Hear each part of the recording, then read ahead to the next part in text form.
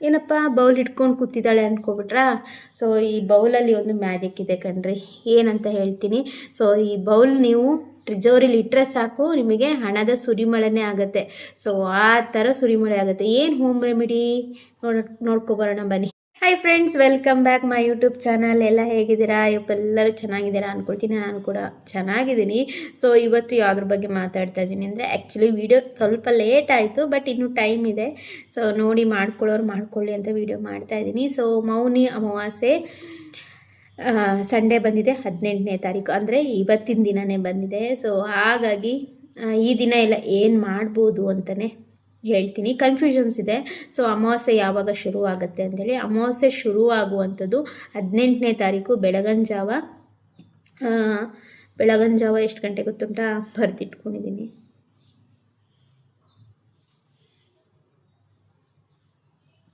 ಒಂದು ನಿಮಿಷ.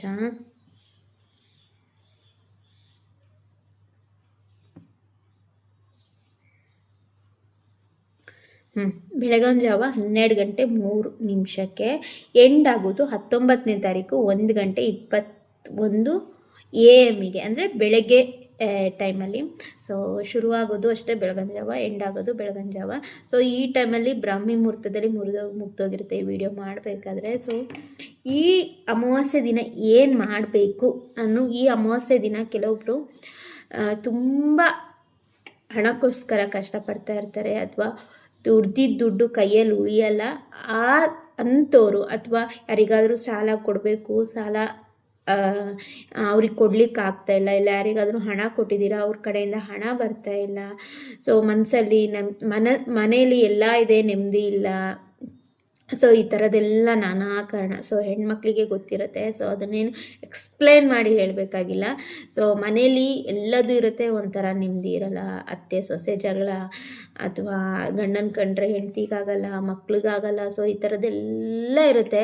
ಸೊ ಇದಕ್ಕೆಲ್ಲ ನೀವೇನು ಮಾಡಬೇಕು ಅಂದರೆ, ಅಮಾವಾಸ್ಯೆ ಅಥವಾ ಹುಣ್ಣಿಮೆಯಲ್ಲಿ ಆ ಪೂಜೆಗಳನ್ನ ಮಾಡ್ಕೊಳ್ತಾ ಹೋದರೆ ಸ್ವಲ್ಪ ನೆಗೆಟಿವ್ ಶೇಡಿಂದ ನೀವು ಹೊರಗಡೆ ಬರ್ಬೋದು. ಮೇಯ್ನಾಗಿ ನಾನು ಈ ಅಮಾವಾಸ್ಯೆ ದಿನ ಮೌನಿ ಅಮಾವಾಸ್ಯೆ ಹೇಗೆ ಆಚರಣೆ ಮಾಡಬೇಕು ಅಂದರೆ, ಅಟ್ಲೀಸ್ಟ್ ಒಂದು ಅರ್ಧ ಗಂಟೆ. ಮೌನಿ ಅಮಾವಾಸ್ಯೆ ಅಂದರೆ ಹಾಗೆ, ನೀವು ಮಾತಾಡಬಾರ್ದು, ಮೌನವಾಗೇ ಇರುವಂಥದ್ದನ್ನೇ ಮೌನಿ ಅಮಾವಾಸ್ಯೆ ಅಂತಾರೆ. ನಿಮಗೆ ದಿನಪೂರ್ತಿ ಆಯಿತು ಅಂದರೆ ದಿನಪೂರ್ತಿ ಇರಿ, ಸಾಧ್ಯ ಆದರೆ. ಸೊ ಸಾಧ್ಯ ಆಗಿಲ್ಲ ಅಂದರೆ ಅಟ್ಲೀಸ್ಟ್ ಒಂದು ಅರ್ಧ ಗಂಟೆ. ಸೊ ನೀವೇನು ಪೂಜೆ ಮಾಡ್ತೀರಾ, ಅಮಾವಾಸ್ಯೆ ಪೂಜೆ ಮಾಡ್ತೀರಲ್ವ, ಒಂದು ಅರ್ಧ ಗಂಟೆ ಮೌನವಾಗಿದ್ದು ನಿಮ್ಮ ಬಗ್ಗೆ ನೀವು ಆಲೋಚನೆ ಮಾಡಿ, ನಿಮ್ಮ ಬಗ್ಗೆ ನೀವು ಮ್ಯಾನುಫ್ಯಾಕ್ಚರ್ ಮಾಡ್ಕೋಬೇಕಾಗತ್ತೆ. ಸೊ ಹೇಗಿರಬೇಕು, ನಾನು ಹೇಗಾಗಬೇಕು, ನಾನು ಹೆಂಗಿರಬೇಕು, ಅಥವಾ ಏನಾದರೂ ತೊಗೋಬೇಕಂದ್ರೆ ಇದನ್ನು ತೊಗೊಂಡಿದ್ದೀನಿ, ಅಥವಾ ಮನೆ ಕಟ್ಸ್ತಾ ಇದ್ದೀನಿ, ಕಾರ್ ತೊಗೊಳ್ತಾ ಇದ್ದೀನಿ, ಅಥವಾ ಏನೋ ಒಂದು ಆಭರಣಗಳು ಬ್ಯಾಂಕಲ್ಲಿರುತ್ತೆ, ಅದನ್ನು ಬಿಡಿಸ್ಕೋಬೇಕು. ಸೊ ಆ ಥರ ಬಿಡಿಸ್ಕೊಂಡು ಬಂದಿದ್ದೀನಿ ನಾನು, ಈ ಅಮಾವಾಸ್ಯೆಗೆ ಬಿಡಿಸ್ಕೊಬಂದಿದ್ದೀನಿ ಅಂತ ಆ ಥರ ಮ್ಯಾನುಫ್ಯಾಕ್ಚರ್ ಮಾಡಿಕೊಂಡು ಆ ಅರ್ಧ ಗಂಟೆ ಮೌನವಾಗಿದ್ದು ನಿಮ್ಮ ಬಗ್ಗೆನೇ ನೀವು ಆಲೋಚನೆ ಮಾಡಬೇಕಾಗತ್ತೆ. ನಿಮಗೆ ಯಾವುದು ಇಷ್ಟ ದೇವತೆ ಆ ಇಷ್ಟ ದೇವತೆನ ಪಠಿಸುತ್ತಾ ಒಂದು ಅರ್ಧ ಗಂಟೆ ನೀವು ಪೂಜೆ ಮಾಡಬೇಕಾಗತ್ತೆ. ಯಾರ ಹತ್ರನೂ ಮಾತಾಡದೆ, ಮಧ್ಯೆ ಯಾವುದೇ ಡಿಸ್ಟ್ರಾಕ್ಷನ್ ಬಂದರೆ ಸೊ ಯಾವುದಕ್ಕೂ ನೀವು ತಲೆ ಕೆಡಿಸ್ಕೊಳ್ದೆ ಅರ್ಧ ಗಂಟೆ ಪೂಜೆ ಮಾಡಿ. ಈ ಅಮಾವಾಸ್ಯೆ ಪೂಜೆ ತುಂಬ ಒಳ್ಳೆಯದು. ಯಾಕಂದರೆ ಸೊ ಕೆಲವೊಬ್ಬರು ಹೇಳ್ತಾರೆ, ಸೊ ಬೆಳಿಗ್ಗೆ 6 ಗಂಟೆಗೆ ಎದ್ದೇ ಪೂಜೆ ಮಾಡಬೇಕಾ, ಅಂಬಾನಿ ಏನು 6 ಗಂಟೆಗೆ ಎದ್ದು ಪೂಜೆ ಮಾಡ್ತಾರಾ, ನಾನೇನು ಅಂಬಾನಿ ಆಗ್ಬಿಟ್ಟು ನಾನು 5 ಗಂಟೆಗೆ ಎದ್ದು ಪೂಜೆ ಮಾಡ್ತೀನಿ, ನಾನೇನು ಅಂಬಾನಿ ಆಗಿಬಿಟ್ಟಿದ್ದೀನಾ, ಸುಮ್ಮನೆ ಅದೆಲ್ಲ ಅಂತ. ಆಗಲ್ಲ. ಅಂಬಾನಿಗಿರೋದು ಅಂಬಾನಿಗೆ, ನಮಗೆ. ಸೊ ನಾವು ಏನು ಮಾಡ್ತೀವಲ್ವ, ಸೊ ನೆಗೆಟಿವ್ ಶೇಡ್ ಏನಾದರೂ ಇತ್ತು ಅಂದರೆ ಕಳ್ಕೊಳ್ತಾನೆ ಬರ್ತೀರ. ಇನ್ನೂ ಹೊಂಡದಲ್ಲಿದ್ದೀರಾ, ಇದನ್ನೇನು ಮಾಡದೆ ನೀವು ಇನ್ನೂ ಪಾತಾಳಕ್ಕೆ ಹೋಗೋದು ತಪ್ಪು ಅಂತ ನಾನು ಹೇಳೋದು. ಸೊ ನಂಬಬೇಕು, ಅದನ್ನೇ ಮೂಢನಂಬಿಕೆ ಇಟ್ಕೋಬಾರ್ದು ಅಂತ ನಾನು ಹೇಳೋದು.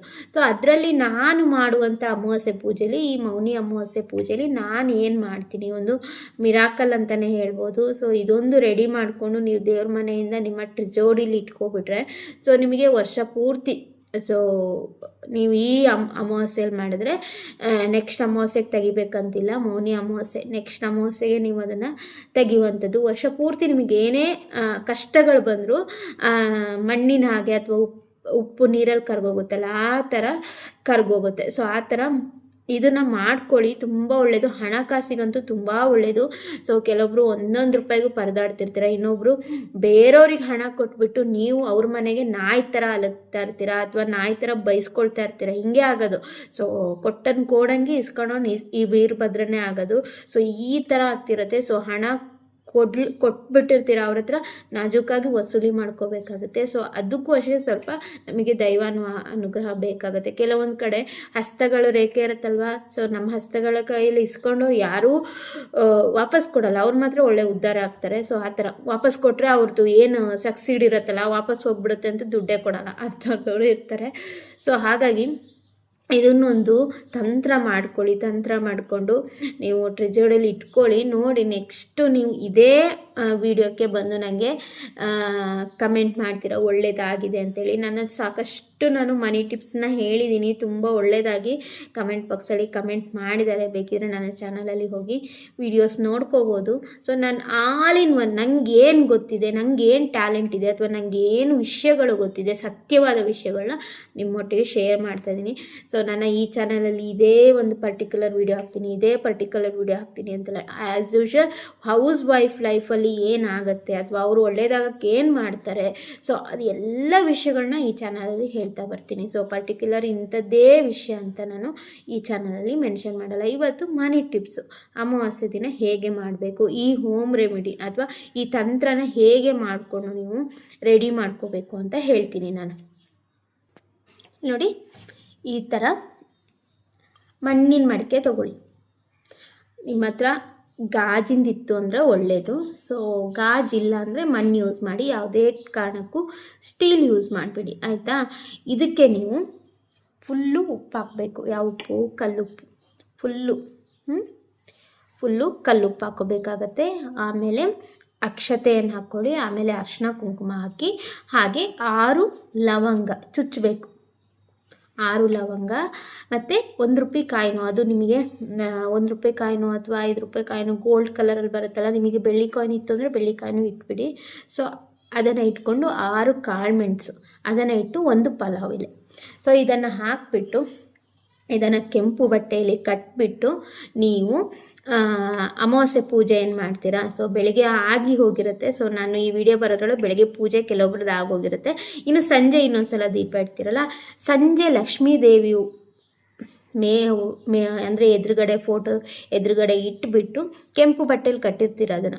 ಸೊ ಇಟ್ಬಿಟ್ಟು ನೀವು ಪೂಜೆ ಮಾಡುವಂಥದ್ದು. ಪೂಜೆ ಮಾಡಿ ಮಾರನೇ ದಿನ ನಿಮ್ಮ ಟ್ರಿಜೋರಿಯಲ್ಲಿ ಇಟ್ಟಿರೋದು. ಪೂಜೆ ಮಾಡಬೇಕಾದ್ರೆ ನೀವು ಮ್ಯಾನುಫ್ಯಾಕ್ಚರ್ ಮಾಡ್ಕೋಬೇಕಾಗತ್ತೆ. ಇದನ್ನು ಹೀಗೆ ಎಡಗೈ ಮೇಲೆ ಹೀಗೆ ಇಟ್ಕೊಂಡು ಬಲಗೈ ಮೇಲೆ ಹೀಗೆ ಇಟ್ಕೊಂಡು ಮ್ಯಾನುಫ್ಯಾಕ್ಚರ್ ಮಾಡ್ಕೋಬೇಕಾಗತ್ತೆ. ಏನಂದರೆ ನನಗೆ ಈ ಥರ ಹಣಕಾಸು ನನ್ನ ಕೈಯಲ್ಲಿ ಉಳಿತಾ ಇಲ್ವಾ, ಅಥವಾ ನಮಗೆ ಯಾರಾದರೂ ಹಣ ಕೊಡುವವರು ಕೊಡ್ತಾ ಇಲ್ಲ, ಅಥವಾ ನಾನು ಇಂಥವರಿಗೆ ಹಣ ಕೊಡಬೇಕು ಕೊಡ್ತಾ ಇಲ್ಲ, ನನ್ನ ಆಭರಣಗಳೆಲ್ಲ ಬ್ಯಾಂಕಲ್ಲಿದೆ, ಅಥವಾ ಮನೇಲಿ ಮನಃಶಾಂತಿ ಇಲ್ಲ, ಸೊ ಏನೇನು ನಿಮ್ಮ ಕಷ್ಟ ಕಾರ್ಪಣ್ಯ ಇರುತ್ತೆ, ಸೊ ಎಲ್ಲದನ್ನು ನಾನು ಬಗೆಹರಿಸ್ಕೊಂಡು ಈಗ ನಾನು ತುಂಬ ಚೆನ್ನಾಗಿದ್ದೀನಿ. ಪಾಸಿಟಿವ್ ಆಗಿ ಥಿಂಕ್ ಮಾಡಬೇಕಾಗತ್ತೆ. ನಾನೀಗ ತುಂಬ ಚೆನ್ನಾಗಿದ್ದೀನಿ. ಸೊ ನನಗೆ ಯಾವುದೇ ಥರ ಈ ಮನಿ ಬೌಲಿಂದ ಯಾವುದೇ ಥರ ತೊಂದರೆ ಆಗಿಲ್ಲ. ಸೊ ಈ ವರ್ಷವೂ ನಾನು ಇಡ್ತಾ ಇದ್ದೀನಿ. ಸೊ ಬರೋ ವರ್ಷದಲ್ಲಿ ಇನ್ನೂ ನನ್ನ ಕೆಲವೊಂದು ಕೋರಿಕೆಗಳಿಂದ ಎಲ್ಲದನ್ನು ಈಡೇರಿಸು ತಾಯಿ ಅಂತ ಹೇಳಿ ದೇವ್ರ ಎದುರುಗಡೆ ಇಡುವಂಥದ್ದು. ಇಟ್ಬಿಟ್ಟು ಮಾರನೇ ದಿನ ಪೂಜೆ ಮಾಡಿ ನೀವು ತೆಗೆದು ನಿಮ್ಮ ಟ್ರಿಜೋರಿಯಲ್ಲಿ ಇಟ್ಕೊಳ್ಳಿ, ಆಯಿತಾ. ಸೊ ಇದು ಮಾಡಿ ನೋಡಿ, ಆಮೇಲೆ ಹೇಳ್ತೀನಿ. ಸಿಂಪಲ್ ಅಂದರೆ ಸಿಂಪಲ್ ಇದು. ಸೊ ನಿಮಗೆ ಅಷ್ಟು ಮನೇಲಿ ಏನೇ ನೆಗೆಟಿವ್ ಎನರ್ಜಿ ಇತ್ತು. ಮತ್ತು ಇನ್ನೊಂದು ಹೇಳ್ತೀನಿ, ನೀವು ದುಡಿದೆ ಮನೇಲಿ ಕೂತ್ಕೊಂಡು ಯಾರೋ ದುಡ್ಡು ಕೊಡ್ತಾರೆ, ಏನೋ ಕೊಡ್ತಾರೆ ಅಂತಲ್ಲ, ದುಡಿಬೇಕು. ದುಡ್ಡದಲ್ಲಿ ಲಾಭಾಂಶ ಕೆಲವೊಬ್ಬರಿಗೆ ಸಿಗಲ್ಲ, ಇದು ಮಾಡೋದ್ರಿಂದ ಲಾಭಾಂಶ ನಿಮ್ಮ ಪಟ್ಟಾಗುತ್ತೆ. ಸೊ ಹಾಗಾಗಿ ಇದು ಮಾಡಿದ್ದೀನಲ್ಲ ದುಡ್ಡು ಬರುತ್ತೆ ಅನ್ನೋದಲ್ಲ. ಸೊ ನಿಮ್ಮಲ್ಲಿ ನಂಬಿಕೆ ಇದ್ದರೆ ಮಾಡಿ. ಸೊ ಕಷ್ಟಪಟ್ಟು ದುಡಿತಾ ಇರ್ತಾರಲ್ಲ ಅವರಿಗೆ, ಈ 3 ನಾಮ ಹಾಕ್ಕೊಂಡಿರ್ತಾರಲ್ಲ ಅವರಿಗಂತೂ ಆಗಲ್ಲ. ದೇವರೇ ಒಂದಲ್ಲ, ಈಗೇನೋ ಒಳ್ಳೇದಿರ್ಬೋದು ಅವರಿಗೆ, ಮುಂದೊಂದು ದಿನ ಅವರಿಗೂ 3 ನಾಮ ಹಾಕೋರು ಇನ್ನೊಬ್ರು ಇರ್ತಾರೆ. ಸೊ ಇದನ್ನು ಒಂದು ಸಲ ಮಾಡ್ಕೊಳ್ಳಿ. ಮಣ್ಣಿನ ಮಡಿಕೆ ಅಷ್ಟು ಮ್ಯಾಜಿಕ್ ಅಂತಲೇ ಹೇಳ್ಬೋದು ನೀವು.